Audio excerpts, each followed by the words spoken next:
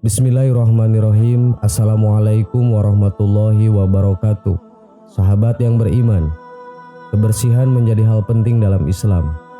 Terlebih saat beribadah, seseorang harus benar-benar bersih dari kotoran atau najis. Biasanya najis bisa berbentuk kotoran yang menempel pada zat, tubuh, pakaian, atau benda lainnya.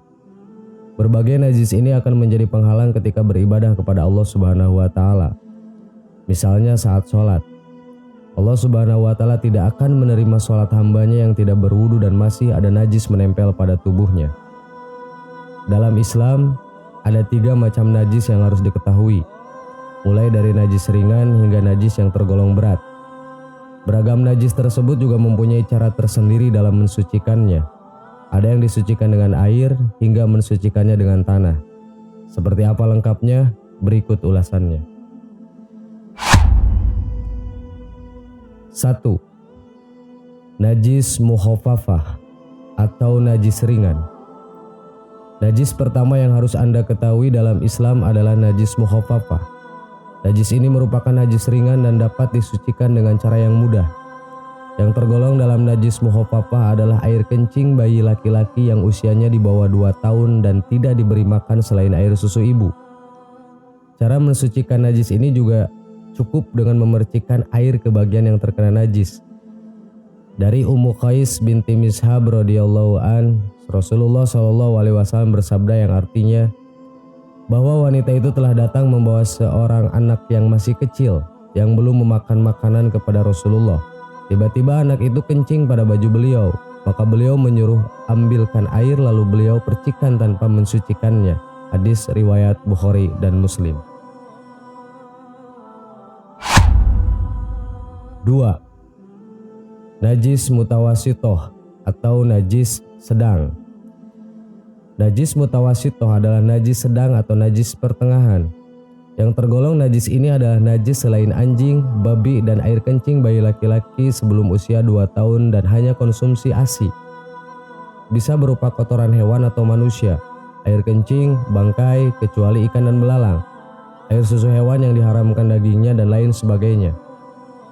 Najis mutawasito juga dibedakan menjadi 2. 1. Najis ainiyah, jelas terlihat rupa, rasa, atau tercium baunya. 2. Najis hukmiyah, tidak tampak atau bekas kencing.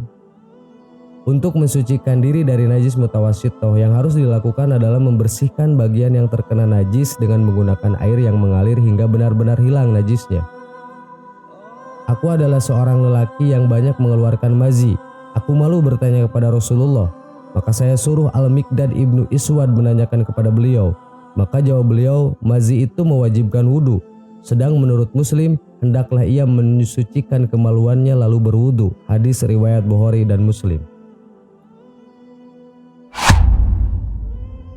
3. Najis mughaladoh atau najis berat.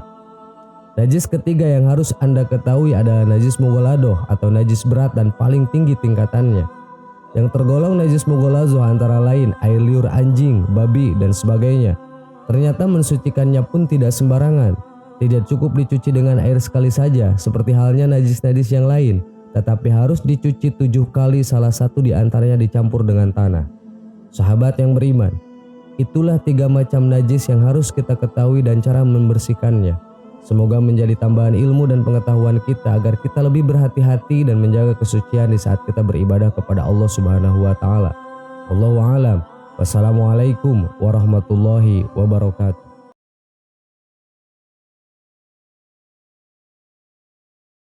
Bismillahirrahmanirrahim. Assalamualaikum warahmatullahi wabarakatuh. Sahabat yang beriman, sebagai makhluk sosial, manusia tidak terlepas dari interaksi dan kemungkinan saling menyakiti, baik disengaja maupun tidak. Islam mengajarkan umatnya untuk menyikapi hal ini dengan kesabaran dan doa, bukan dengan dendam. Dalam video kali ini kami memuat doa-doa yang dapat diamalkan saat tersakiti maupun saat merasa telah menyakiti orang lain. Manusia adalah makhluk sosial sehingga saling membutuhkan satu dengan lainnya. Dalam kehidupan sosial sehari-hari tentunya tak ada yang terlepas dari salah dan khilaf. Barangkali kita pernah merasa tersakiti oleh tindakan maupun ucapan orang lain sehingga berniat untuk balas dendam. Namun, Islam tidak mengajarkan hal demikian. Ketika hati tersulut emosi, maka dari sanalah sumber masalah sebenarnya yang membuat setan akan semakin mudah untuk menghasut pikiran, sehingga berakibat pada hal yang lebih buruk lagi. Rasulullah SAW telah menganjurkan kepada umatnya agar tetap mendoakan kebaikan untuk mereka. Melalui doa tersebut diharapkan akan menjadi pintu hidayah dan kesadaran bagi mereka yang telah menyakiti kita. Jika Anda sedang merasa tersakiti atau bahkan tidak sengaja menyakiti hati orang lain, maka hendaknya dapat membaca doa-doa berikut ini sebagaimana dikutip dari berbagai sumber. Doa untuk orang yang menyakiti hati. Doa untuk orang yang menyakiti hati kita dapat dilantunkan apabila kamu sedang merasa tersakiti oleh perilaku, sikap maupun ucapan orang lain.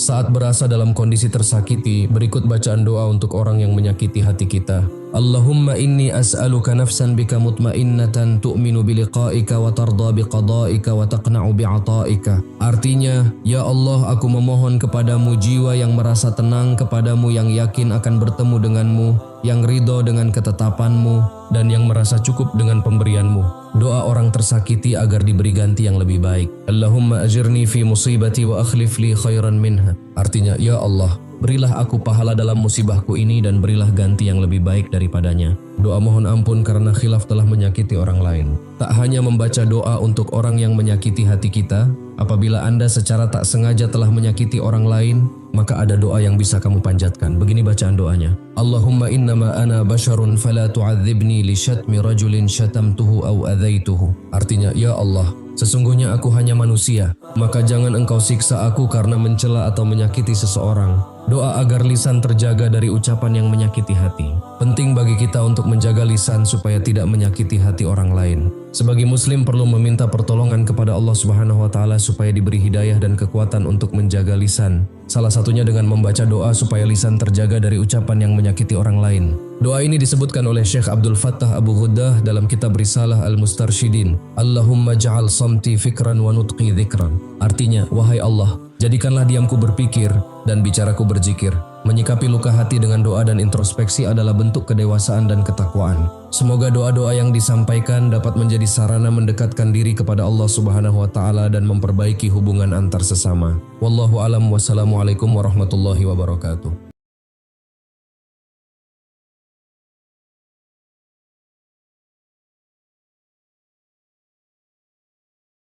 Subhanallah walhamdulillah wa la ilaha illallah wallahu akbar. Subhanallah